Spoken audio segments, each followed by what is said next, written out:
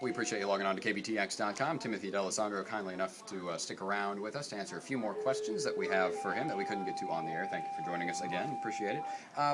If you had a chance to overturn a vote that Congressman Edwards has made during his time in office, one vote, which would it be in your opinion and why? Well, there's so many budget bills he's voted for. The bailout, the stimulus, all of those in the last year and a half have not been helpful to the economy. So Congressman Edwards says he's a deficit hawk. If I had to overturn something recently, it would be the bills that he's voted on where he has not been a deficit hawk. So you're sent to Washington by the voters, and you have a chance to introduce or support your first piece of legislation. What is that and why? Fair tax. I've said on the campaign trail, the first thing I would do as your congressman is sign on as a co-sponsor of fair tax.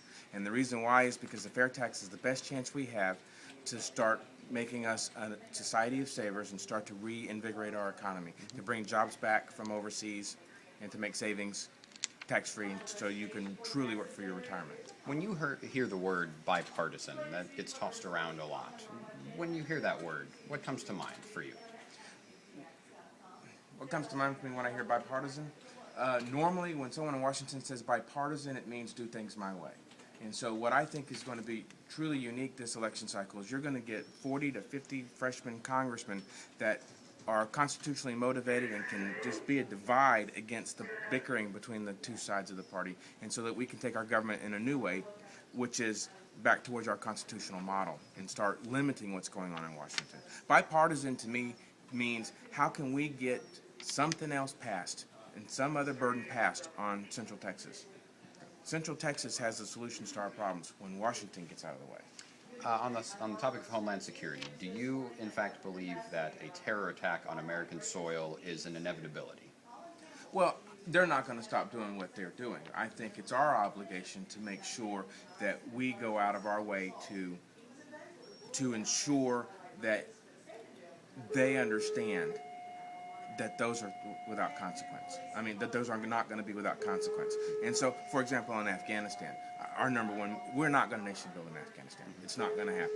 The empires have fallen trying to do that over 1,000 years. Our focus in Afghanistan needs to be on pushing the front on terrorism and dealing with the people that are responsible. I mentioned underdog status, and I think probably most people do consider you an underdog, and funding-wise, you don't have as much in the bank as other people. How do you characterize your position in this field of five?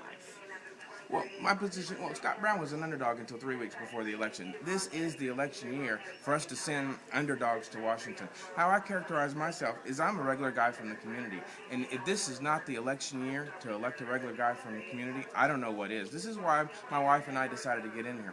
You've said this at your coffee table, and you've said this to friends, that we need to send regular people to Washington. Because what we're doing now isn't working. If you want a different kind of government, then you have to send a different kind of person, and you know who to send. That's a regular person from the community. If this isn't the election cycle to do it, with what's going on in Washington, I don't know when is. Timothy, we appreciate you sticking around. Thank you for the time, sir. Thank you.